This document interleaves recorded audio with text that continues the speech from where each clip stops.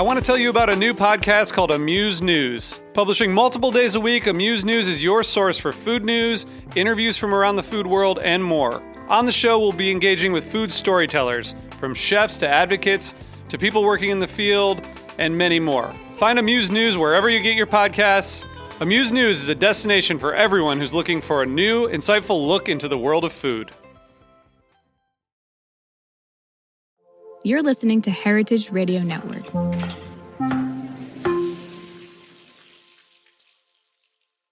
You're listening to Heritage Radio Network. HRN is food radio supported by you.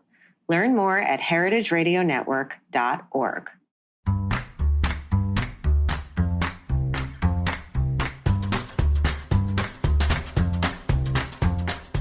I'm Allison Kane, and welcome to In the Sauce, a podcast about building consumer brands from the ground up. I love doing this show because I get to interview everyone from production gurus to marketing and social media mavens, anyone who can guide me on this crazy journey. This is the story of building Haven's Kitchen sauces, but it's also the story of every growing brand because we're all in the sauce. Today, I'm speaking with Vanessa McPhill, a freelance marketer specializing in brand management and Amazon strategy with a passion for growing purpose-driven brands.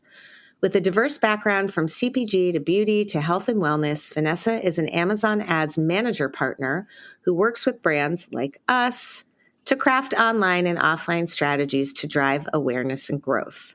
Vanessa, I'm so happy you're here. I literally can't wait to talk about Amazon. I'm so excited to be here too. Okay, so I have been wanting to have this discussion for a while. I did have an Amazon guest on, Chris Moe. He was wonderful like 2 or 3 years ago, but I had absolutely no idea what questions to even ask. So now I feel like I'm learning in real time. And I think my favorite episodes are the ones where the business is kind of figuring stuff out, and I get to invite the people that are helping us figure it out and ask all of my like kind of ding-dongy questions. So let's go back to sort of, I guess, your background, how you got to be an Amazon person, and what exactly you do with brands that's different from maybe what another, search agency or something like that might do with brands.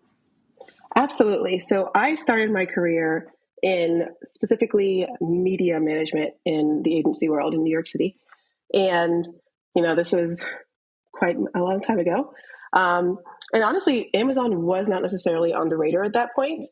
And after a few years, we started to see more brands starting to do little things on Amazon, search being the obvious one, right? If there's a consumer on Amazon searching, you want to put an ad in front of it.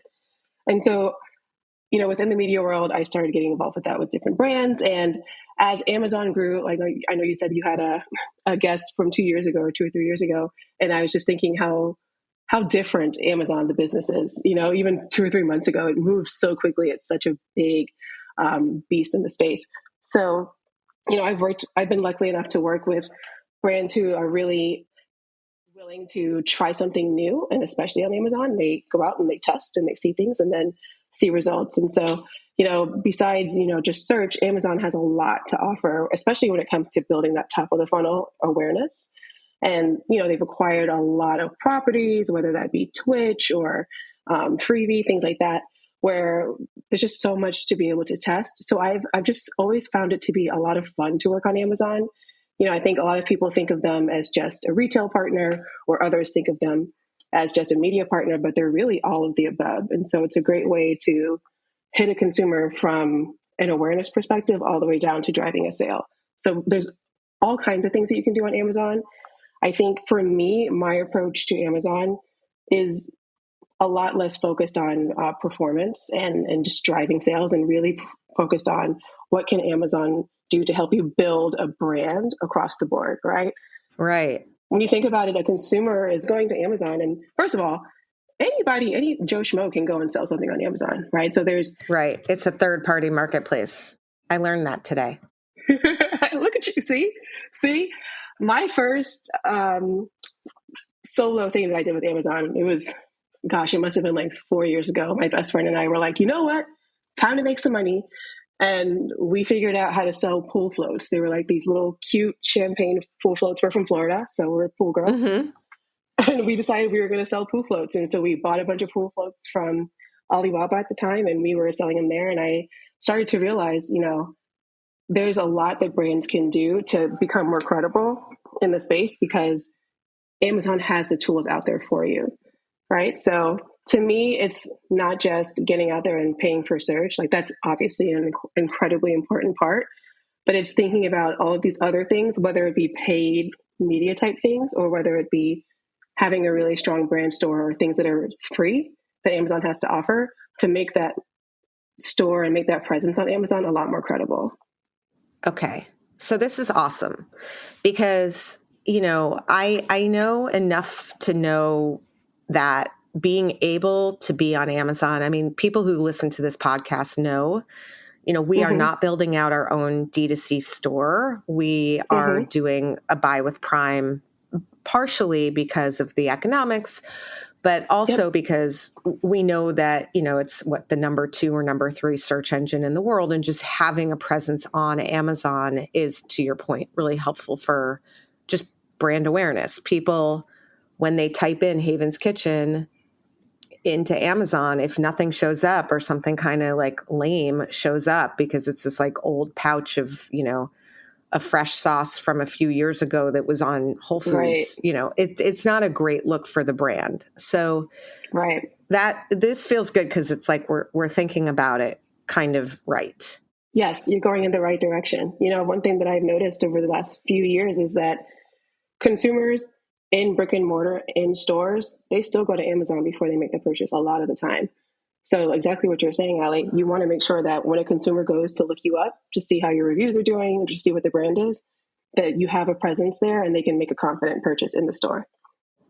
Okay. And so that's an amazing way to think about Amazon because, part of the thing is, and I like the way that you divide it into, you think about your sales on Amazon, which is obviously, what are you bidding on? What are you offering? What is the price per ounce? Or, I mean, we sort of positioned ourselves as like, we do want to be profitable there, where I know some brands aren't planning on that, but they're thinking of it as like an add to cart kind of awareness play.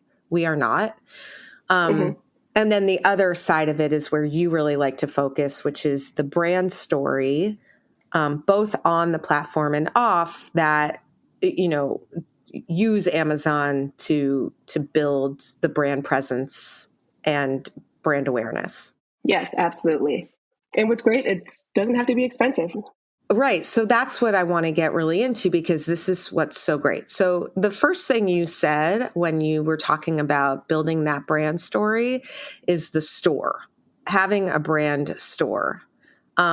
So explain a little bit what that means in terms of, right now we have a multi-pack and, a 4-pack of each of the individual flavors. And I know that we're working on the store page and there's going to be video and there's going to be click through things. And it's almost like your own little website on Amazon. But tell me a little bit more about it and what makes a good one, and it isn't expensive if you can, make pretty things inexpensively. So tell me a little bit about it, what makes a good one, all of the templates, et cetera. Absolutely. So I think the thing that you need to know about a brand store is that you got to think about it as like a consumer going into a brick and mortar store. You want to make sure that they're able to build their basket with all of your products. It's like having your own little retail shop right on Amazon, right? And so what's great is that with Amazon, you're able to really optimize and see what's working for consumers. So if you know that vegan or organic are things that are going to set your brand apart from others, put that right in the brand story. You can tell a story there. Like you said, you're having video. That's fantastic. That really can be very sticky and give consumers an option to look through the other things that you have available. Obviously, you want to start with your product detail pages. So with each individual ASIN, making sure that you have really strong above the fold images or video that you have the most important points up there in those ATFs, but also across all of your A plus page content as well. What's an ATF? ATF is above the fold. So basically it's when you go to a product page and you can click through all those images, and sometimes it'll be videos and sometimes it'll be comparison charts, or it'll just be like a little check. We have this, we have this, we have this. Those things there are the first things that people can scroll through and say, yes, I want this, or no, I don't. Got it. Okay. And so the strong ATFs, you want that, like on a website, to be really strong content. Exactly. And if it's really good, there's like direct correlation to good sales and also good storytelling, right? Yes, absolutely. I know I looked not too long ago and Amazon quoted, you can see an increase of sales of about 20% if your ATFs are strong. So you want to make sure that you're really capitalizing on that. It also will help the content quality score of your entire page so that you're showing up better in search results, whether that be in paid or organic. So when people search for you, Amazon will see a product detail page listing with quality ATFs, with a quality A plus page, which basically is just all the content beyond that. And they'll rank that a little higher, similar to what Google does, right? So that combination of a strong PDP, product detail page. So going back to those, the strong above the fold, getting a high quality content score or content quality score, that's good for us to know, because I think a lot of times we feel as emerging brands like it's too expensive to invest in like the real photography, all of that, the sort of real graphics. But this is a case for making sure that when you are doing your photo shoots and when you're designing things, that you're designing them, if you are going to be on Amazon, with Amazon specs in mind. So absolutely horizontal, I'm assuming, and, video, I would imagine, is probably more compelling than just some good photos. Video is fantastic. Mm-hmm. Okay. Yeah. And absolutely. And then still above the fold, you want to make sure that you're, and you said that you can tell what's important, whether it's vegan or gluten-free, et cetera. How can you tell? How do you know? Yeah, so there's many, many ways to do testing in Amazon. I think the first one that I recommend is setting up A/B tests within your A+ content. So like I said, the A+ content essentially is everything that is basically below the fold, right? So everything, when you scroll through the product detail page and you start to see really long listings, and they'll have, a description of maybe a story of where the product was sourced, and then they'll have, how the ingredients came together and things like that. Why do we do it that way? It tells your brand story and your product story. You'll start to see, if you do some A/B testing, where you're getting more sales, where you're getting more detail page views, and more stickiness. When you start to see those things pop those up into your ATFs. Got it. And you're doing this for us? Or are we supposed to be doing this? I know that you guys are doing this. Okay, good. Because I'm like, is someone doing this? I don't know. Okay. All right. This is a good time. We're going to take a quick break and we're going to come back and keep talking about all things Amazon because it's super fun. We'll be right back. This episode is supported by HRN business member Anton's, a cozy, nostalgic New York cafe and wine bar in the heart of the West Village. Anton's thoughtfully reimagines New York City's rich culinary history through comforting, eclectic American cuisine with deep European influences and a wine list 550 plus bottles deep, all within a warm and inviting space. Anton's supports HRN's creative, educational reporting and storytelling that drives conversation to make the world a better, fairer, and more delicious place.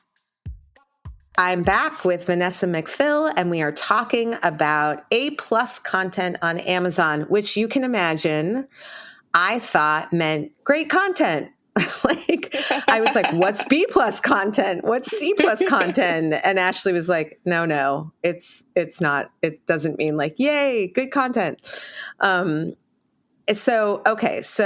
the first thing, and why couldn't we set up, or was it just our timing because we had to rush to put the things up because of the Nexty Award?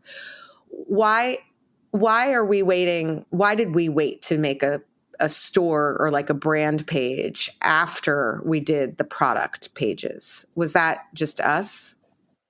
No, I don't think that's just you. I think it's important to have your product pages up first, right? Because that's the ASIN, that's where the sale is. So you want to get that correct. And then the brand page is really to pull everything together.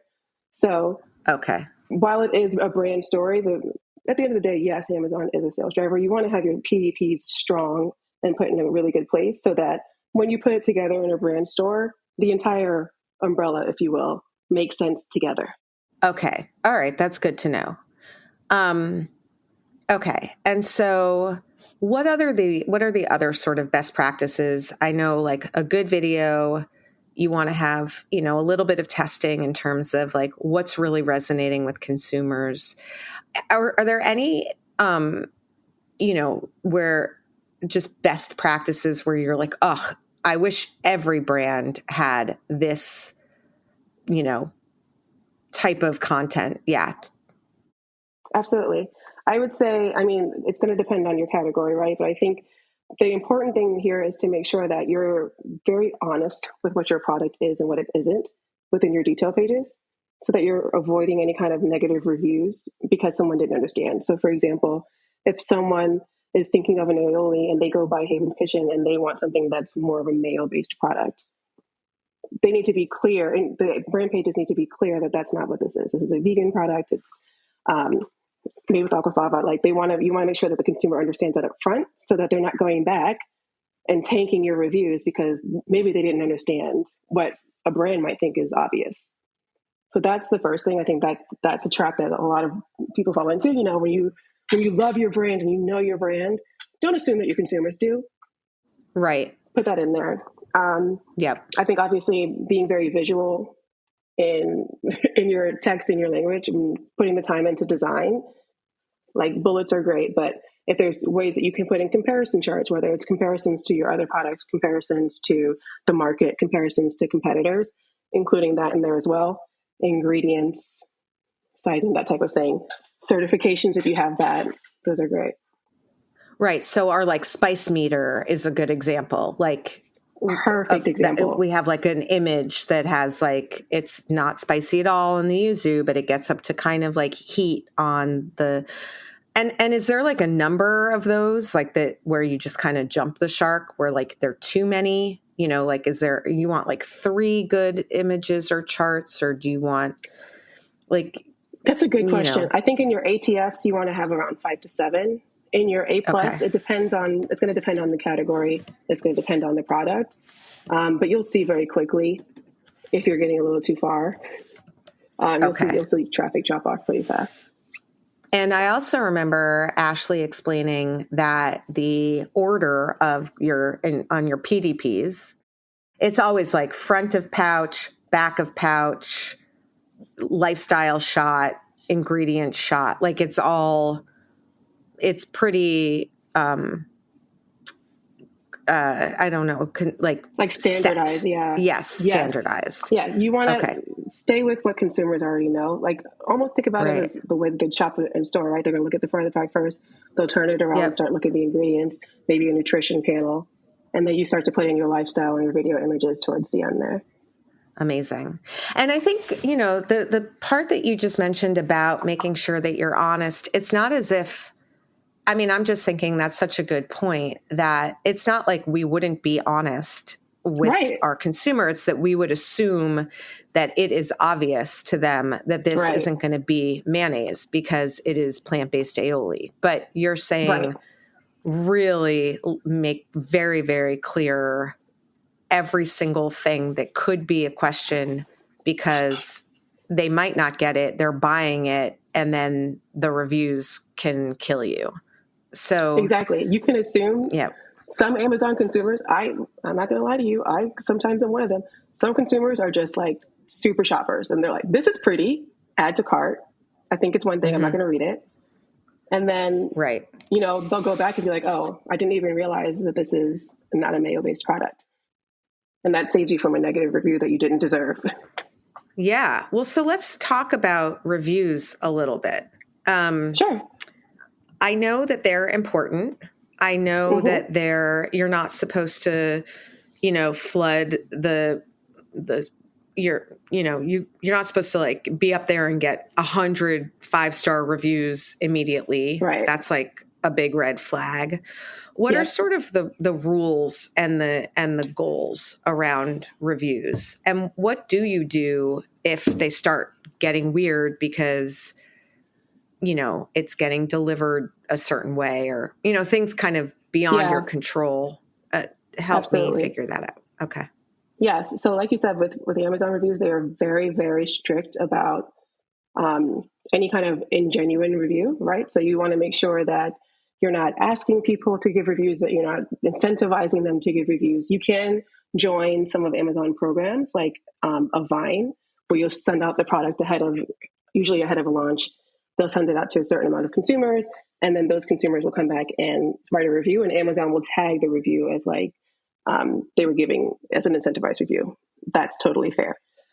But really what Amazon wants to see is a consistent trickling in of a consistent level of reviews, right? So if you're getting 1 to 2 reviews a day over the time of 6 months, that is going to be way better for you than if you get 30 reviews in a week, because Amazon's going to flag that. When it comes to negative reviews coming in, when you start to see something negative, I always recommend that brands have someone whose job, maybe not their only job, but their job is to look at reviews and to respond to them. I think it's important, just like on any other site, to respond to those reviews, to make it right. And then if it's something that's out of your control, like for example, summer shipping can be kind of an issue sometimes on Amazon, where there's so many warehouses and so many distribution centers where sometimes certain products don't do well in the summer. They might come back melted, or they come back and the consistency is weird, where you can talk to your Amazon retail reps and figure out if you even want to ship during that time. So Amazon is very good at, it's their reputation too. So they're very good at working with brands to make sure that if there is something that is outside of the brand's control that is reducing the quality of the product for a consumer, how can we fix that? And if you don't fix it, to be honest, Amazon's going to come and pull it on your page anyway. So they're right. Obviously wanting that to be good. Well, I feel like a lot of that is also, going back to this like idea of the third party, marketplace. So I think this is obvious. And yet for some reason today it hit me like a ton of bricks, because I have friends who are, I guess there are people buying their products just like you bought the pool float, but these are like small sort of baby brands. Maybe they had a rotation at Costco that didn't do tremendously well, so people bought it, or Costco sold it, or people are just buying it at places and then like reselling it. And that is allowed. Nike doesn't sell on Amazon because they don't like not being in control of selling their products. So with that being allowed, and the quality of that experience can be bad, is there anything brands can do, or is there anything Amazon is thinking about doing? Like Amazon's got to know that that's an issue, or is it not an issue for them because that's how they're built? That is a great question. I don't know that I can speak to if Amazon thinks it's an issue or not. I can say that what I would recommend brands do is to, again, like you have someone who's dedicated to looking at reviews, having someone that's looking out for other third parties that are selling your product, right? So I know there are brands, and this might be easier for a bigger brand, but there are brands that will send a cease and desist, right? Like you're not able to send my product out, or you can work with other parties to try to make it a little bit more credible. So, or sign a contract with whoever seller to become an authorized seller on Amazon of my product. So I think it's a matter of each brand. I almost want to use an example of like protecting your trademark. Protect your brand on Amazon. If you see another seller selling your brand, reach out to them and try to get them to agree to your terms and maybe come to some kind of terms and conditions, or try to get them to stop, because it, like you said, that can significantly reduce your quality. And I know there are a lot of brands, I should say, who are selling first party on Amazon. So they have a little bit more control of quality, not price, which is negative of going first party, but with third party, I think it's even more important to be out there and looking online and making sure that there's not someone else selling your products and either misrepresenting your brand or selling counterfeit or selling, expired or poor quality products that would look bad on your brand. And the other thing that I noticed that we didn't start with, but then kind of woke up to, was subscription. Again, from my understanding, Amazon just decides that you're eligible for it or something at some point. I don't know. Yeah. You will help me figure that out. But I've also kind of heard murmurings. People are like, there's always this idea with subscription that it's great for brands, whether D2C or on Amazon, because people subscribe and then forget. And it's just this, I don't know, weird incoming thing. I also, obviously, it makes, that sort of cost per acquisition much lower, if someone's Absolutely. buying multiple on a regular basis. I guess thoughts around how subscription works on Amazon, how the save part works, because I'm imagining the brands are funding the save part. And then also, is there a way to maximize the subscription piece, or, I guess incentivize, if it is a really good thing, is there a way to sort of incentivize people to do it beyond a discount? Absolutely. So I think Subscribe and Save is one of those things that can go gangbusters for a brand. That is going to be your Amazon brand loyalist. I know brands that have really strong Subscribe and Save, and it literally is a set it and forget it type situation. And what I love about Subscribe and Save is that the discount does not need to be that low. It's amazing, especially with an Amazon consumer. If you really pay attention to the little coupon that you're clipping, sometimes it's not that high. It can be a couple of cents. But yeah, so, consumers, they want things to be easy, especially for something that they know they're going to just keep using, right? So they're obviously, if it's a TV, I'm not going to subscribe and save to a TV.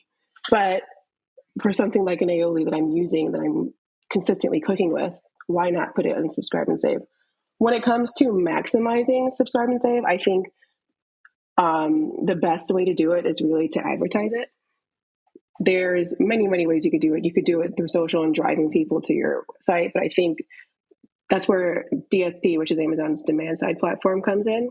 And you really can just put out an ad. You don't even have to make super fancy creative. You can do what they call responsive e-commerce creative. So Amazon built it for you. It pulls the image and it pulls things out of your product detail page. So you can just set it live, and it'll tell the consumer, if you subscribe to this, you can save whatever the percent is, whatever the dollar is based on a percent. Push that out to consumers who visit your detail page frequently, who have purchased from you in the last 30 to 90 days. Consumers that are more likely to be loyalists. I wouldn't lead Subscribe and Save with, in an awareness tactic. I don't know that that's the right place to start, because you want to make sure that this person loves your brand and will buy it regardless, versus buy on Subscribe and Save and unsubscribe a month later. So I would add that as another lever to reach those consumers who are more loyal to your brand. So that's awesome. Let's talk about the DSP. So yeah, DSP stands for? It stands for Demand Side Platform. And essentially, demand side platform, and that's yes, what your like sweet spot is, I think. Yes, that basically is just paid ads. And Amazon, like I said, Amazon is a retailer, but Amazon is also a media partner, and Amazon is a major, massive data house. And so demand side platform basically means that you can go out and use Amazon's data to find specific types of consumers to drive them to your Amazon page, and even frankly outside, so if you have a DTC page that you want to drive consumers to. Because Amazon has so many data points from just a person shopping, they have that. They can know that I am a 35-year-old woman who's a mom who loves Michael Jackson and does karaoke. and listens to this podcast. I actually saw it. I Exactly. saw on our Amazon page Oh, you people saw me? who buy. No, I didn't see you. I mean, it might have been you, Oh. but people, yeah. It was like people who buy your product also listen to, like, you know, I don't know, something on NPR and some Yes. other podcast about, you know, murder. Yeah, because think about it, they own Wondery, which is a podcast network. They have Amazon Prime, which is all video. They have IMDb, which is the movie network. They own, I can go on and on and on with what they own. You know, they own Twitch, which is huge, right? So they Right. have all of this data, and they do all the things that make it legal to have all the data together. And so they can really target in, and they own Whole Foods, which is huge. All of that data together, you can go in and find a very specific consumer that you want to put your ad in front of and Right. follow them through the funnel. Okay. And so when you do that ad, how much of it is, you know, you flip on this responsive e-com switch and Amazon just does it for you? How much of it needs to be creative? How much of it do we need to be thinking about? What are we, Haven's Kitchen, thinking about right now? I know there's like a pool analogy where there's like swimming in the pool, and then there's like getting closer to the steps, and then there's like diving. Sure. So tell me all about that. And you can be specific with us in terms of, I mean, the people who are listening, I think know I'm pretty open about everything. So share any strategy that might be helpful. Absolutely. So using us as an example, what we're using DSP, demand side platform, for is to really fill the top of the funnel. So we already have search going. We know that that's going to work. We know that there are consumers looking for specific products, looking for Haven's Kitchen even. That's already happening. What we want to do is get more consumers into the funnel. And so the way that I kind of speak about this is you want to teach Amazon's algorithm that Haven's Kitchen is a brand on Amazon that we want to give impressions to, but you also want to teach Amazon consumers to search and buy your brand, right? So that's what DSP is going to do. It's going to go out there. And so if we're going into the pool analogy, and we're using Aioli as an example.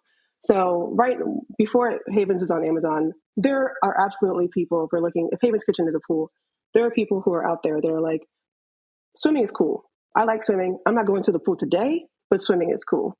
I would consider that our awareness bucket, right? And they're like, they know about swimming. Swimming is interesting, but they're not looking for a pool. They're not putting a bathing suit on today. They have no interest in doing it, but you put your brand in front of them because it's like, if you ever decide to go swimming, just know, swim at Haven's Kitchen, right?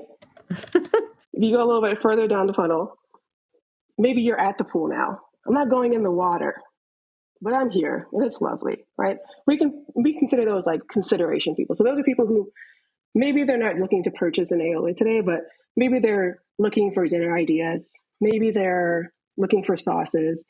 Maybe they've purchased something to buy maybe they've even bought HelloFresh. That's consideration. Like they're in the market, they're by the pool, but I'm not going in. I have a bathing suit on, but I have no intention of getting wet. My hair looks good. I'm not doing it. You know what I mean?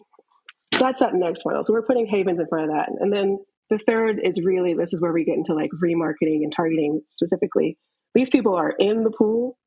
We just want to make sure it's our pool. They're making sure they're like, I got my goggles on. I got my bathing suit, my towel. I put on my sunscreen. I'm jumping in. Jump in my pool. So that's a little further down the funnel. Okay. And then this DSP stuff, are there ads that are sort of like for the people thinking about going swimming eventually, for the people who are like by the pool and like maybe thinking about other pools? And then, you know, yeah. And so, and are we, whoever, is it manually saying, okay, we want to put, you know, this is our total budget and 30% of it goes to this, 30% of it goes to that. Like, how does it actually? Yes, I would look at it that way. So it would also depend on how far along in your journey you are within Amazon, right? So if you do have strong brand awareness and strong brand awareness on Amazon, maybe you don't need to look at people who aren't going to the pool, right? Maybe you can already focus on the people who are in the pool and the people who are around the pool. But if you're a brand new brand to Amazon, you want to, like I said, teach people that you exist. So I would put a significant portion, I would say about 40% of the budget to just awareness.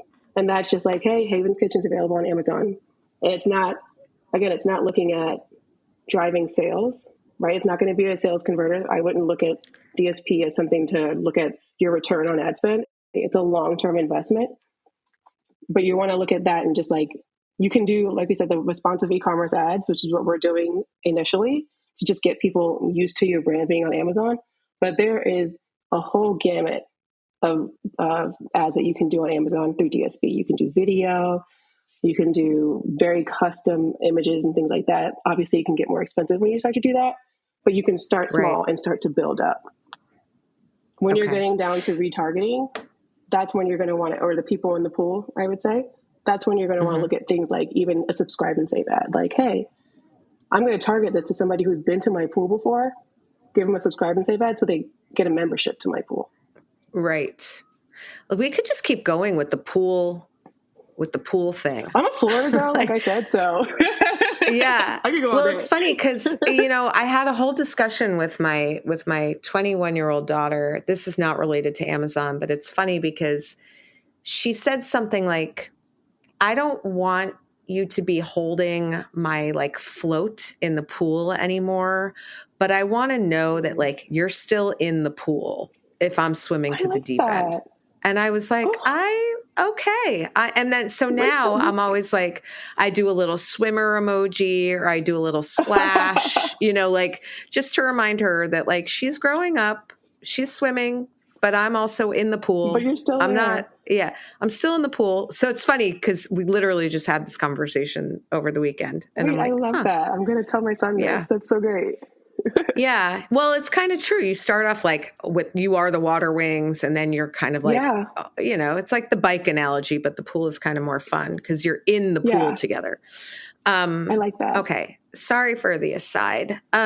Okay. And so again, is there a difference between your, this sort of discoverability DSP, versus like when you bid on other mayos or aiolis for search?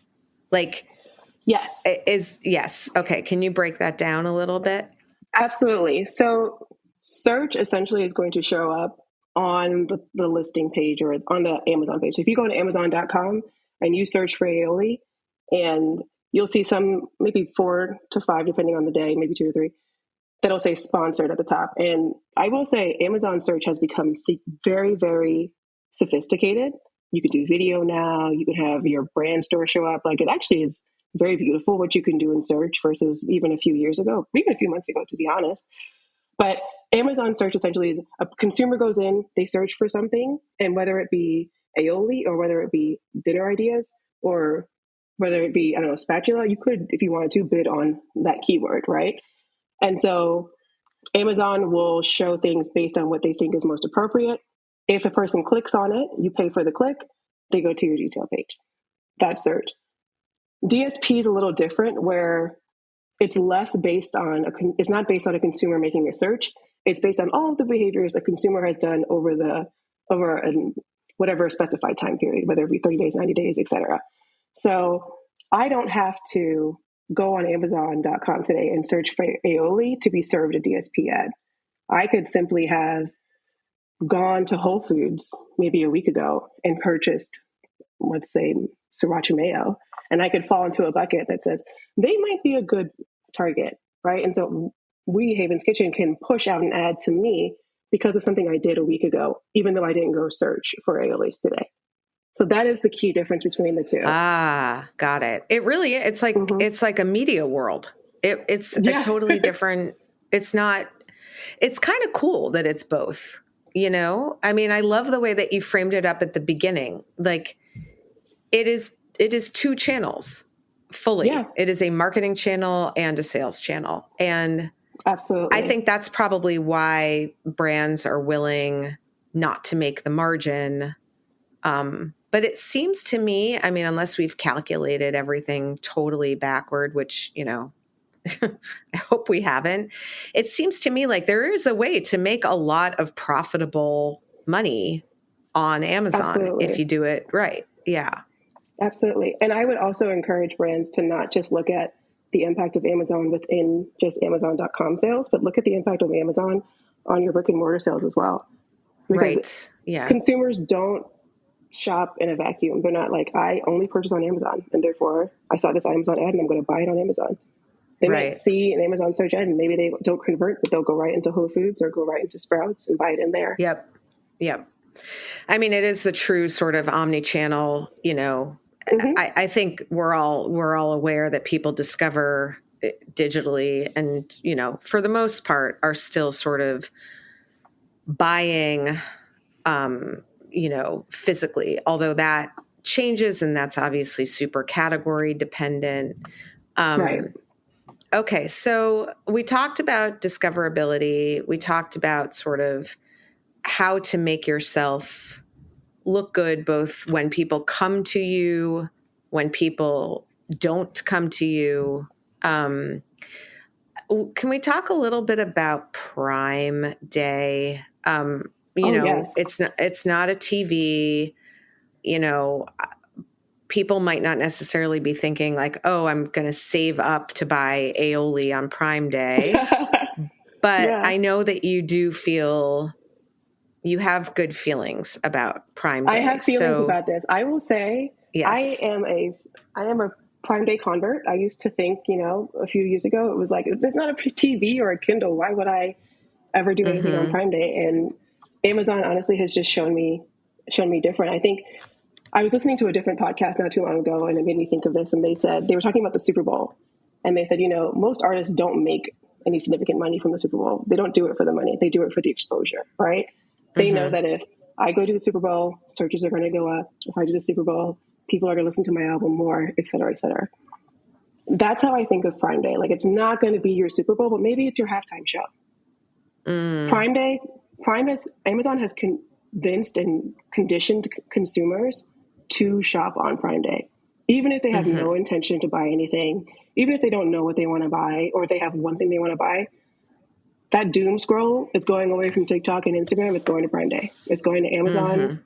And next thing you know, you've bought light up candles, you've bought aiolis, you've bought a TV, and you've bought new doorknob handles. Because, God, you know what I mean? Like, right. The consumer is conditioned now with Amazon Prime Day, and now they have Fall Prime Day as well, to just go check it out.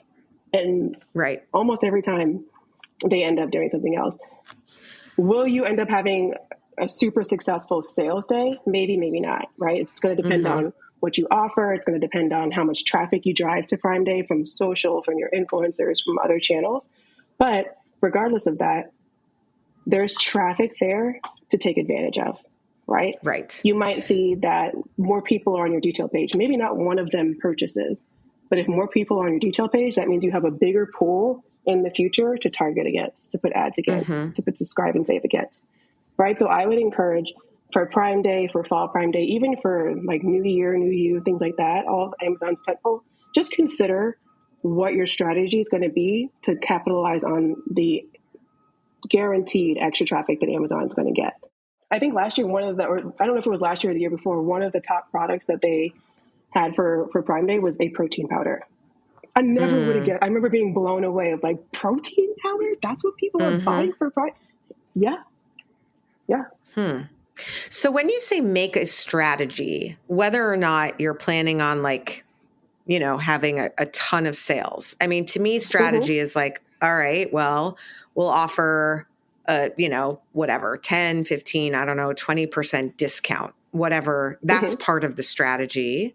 The other part of the strategy, I would imagine, is taking our sort of, you know, core email list and sending them, telling them that this is going to happen on Amazon for Prime Day.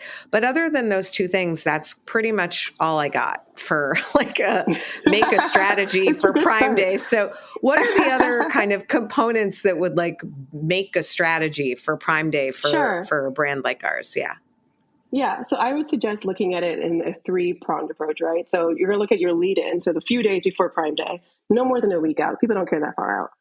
But a few days before Prime Day, talking to your social media audience. If you have a discount, let them know it's coming. Be careful because Amazon does change its rule every year on whether or not you can say Prime Day, but consumers know. It's kind of like Super Bowl, like you can say the big day or whatever. But Wow, really? send the it does change every year, but double check. Right. We didn't get that. We haven't had the rules yet. Last year they were a lot more lenient, but the year before they were very strict about where you could and could not say Prime Day. But either way, people know it's coming, right? So letting people know discounts are coming. Look out for us. Letting your social media followers know. If you have social media ads or any other kind of ads, putting that out there. I would recommend on social moves a lot faster. So no more than like 2 to 3 days out, just letting people just tease them that the product is coming, their sale is coming. And then day of, talk about it, shout about it, talk about it on social, get your influencers to talk about it, have them drive there, put in links so that they can drive directly to there, put it in emails, reminders, things like that. Whatever you can do to drive to your sales, not only is that going to help drive your actual sale, but again, when you start driving outside traffic to Amazon, Amazon rewards your brand for that. That's what they want to see. Okay.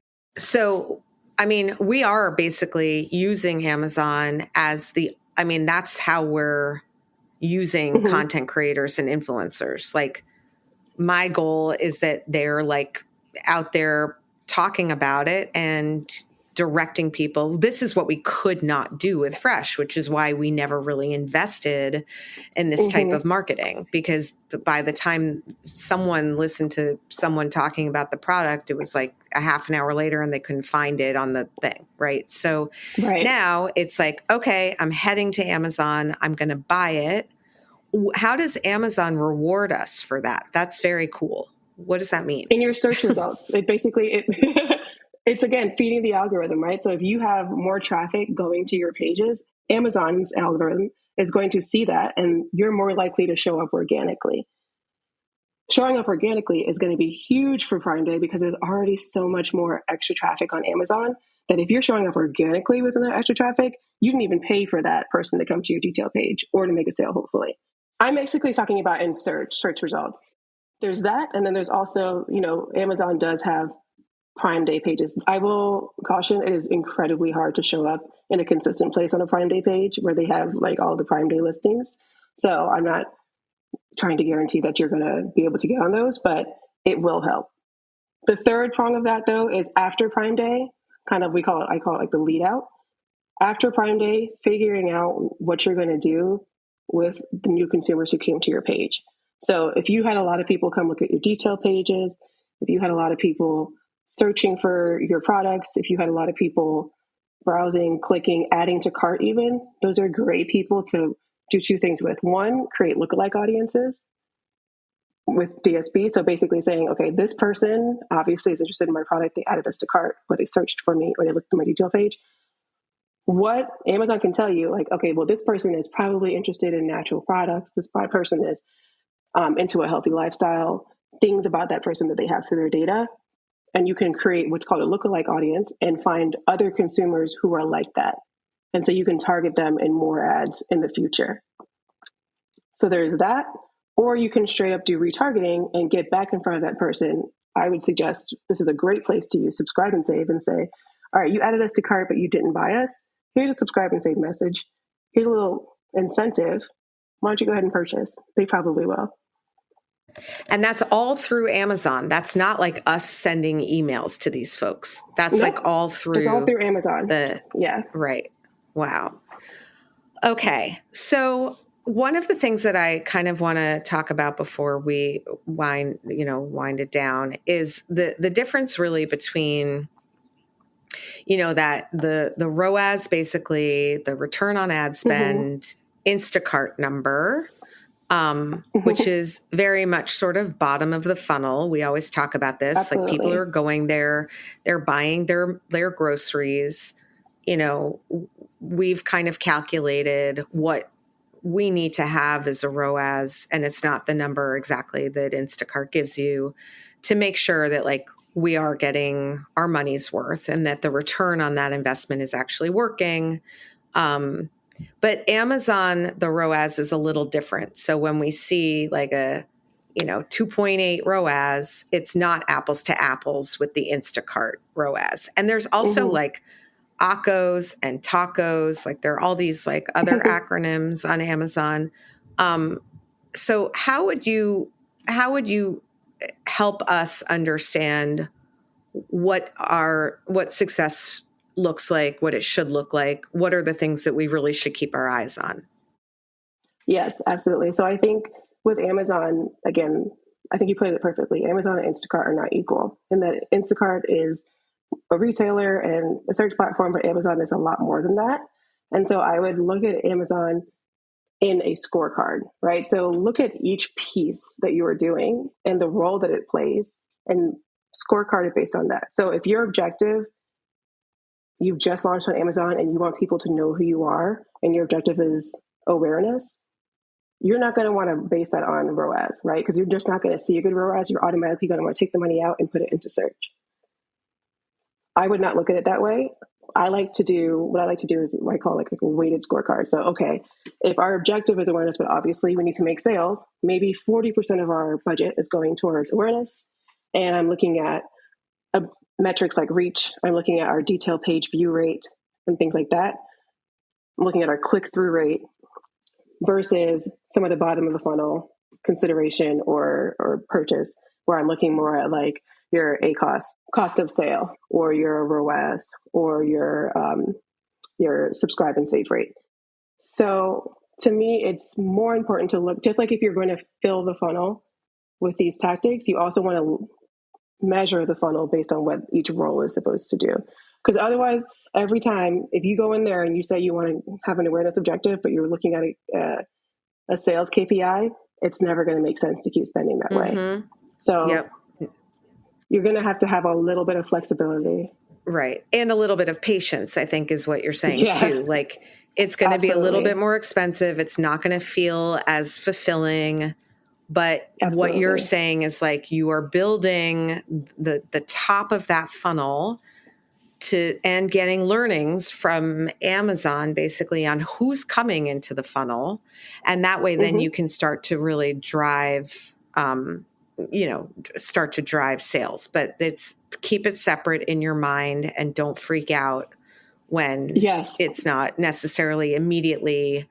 Of course, me being me, I'm like, why do we only have, 25 reviews? And I don't know, I think we hit like 10,000 in sales or something. I'm like, where are all the people, But I think what you're saying is it's a slow build and we're starting to build that audience and build that top of the funnel. And then there's more fun to have once we have more people in there.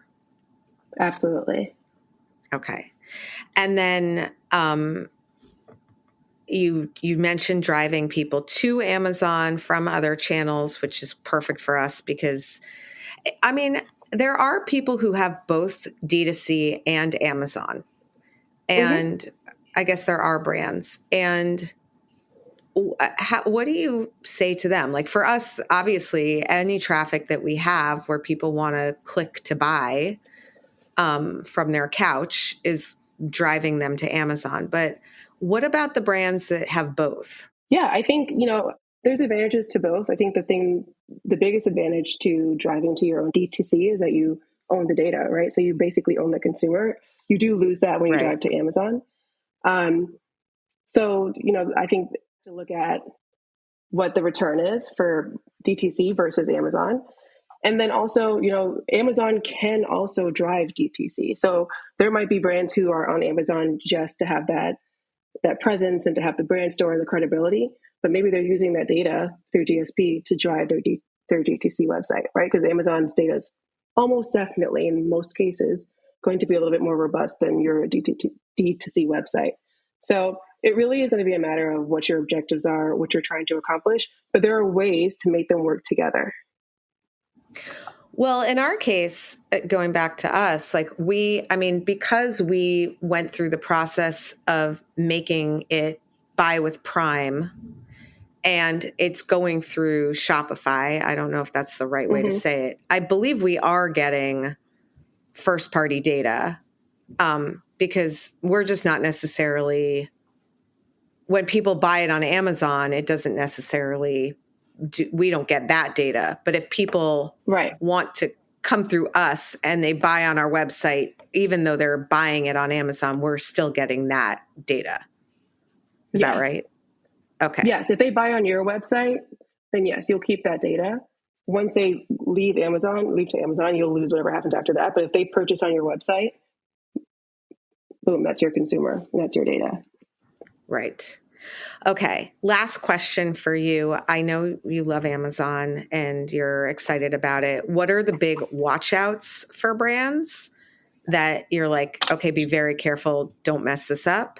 And what are the things that you think brands should be like ready and poised to like hop on as Amazon continues to evolve? Because we know that they are ever evolving. That's an understatement. Yes, Amazon definitely is ever evolving.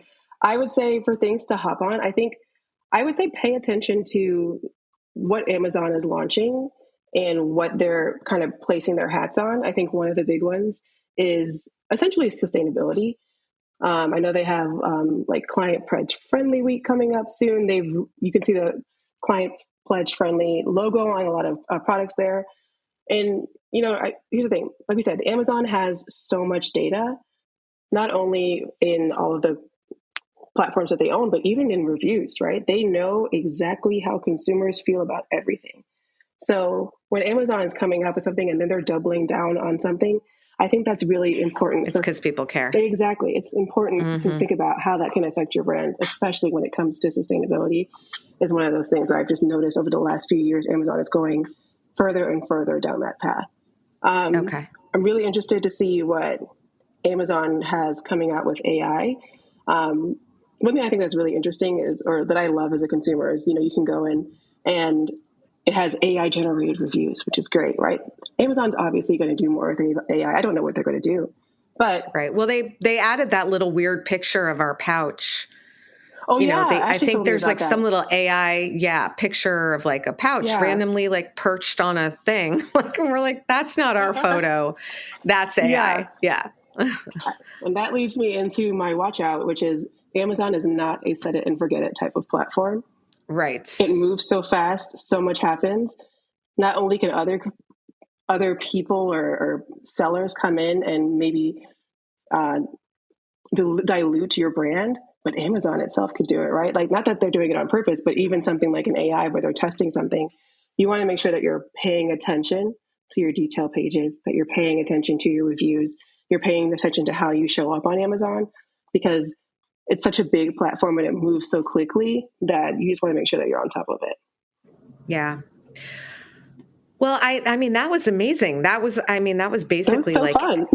Every question I had. I'm sure that there are more, but I can't really think of any. That was incredible. And I'm so excited. I really feel like this is going to be so much fun to learn about. It's totally new for me and the team. And shout out to my team for figuring stuff out and for knowing how to ask questions. And we're so happy we found you. You're like the Amazon Sherpa.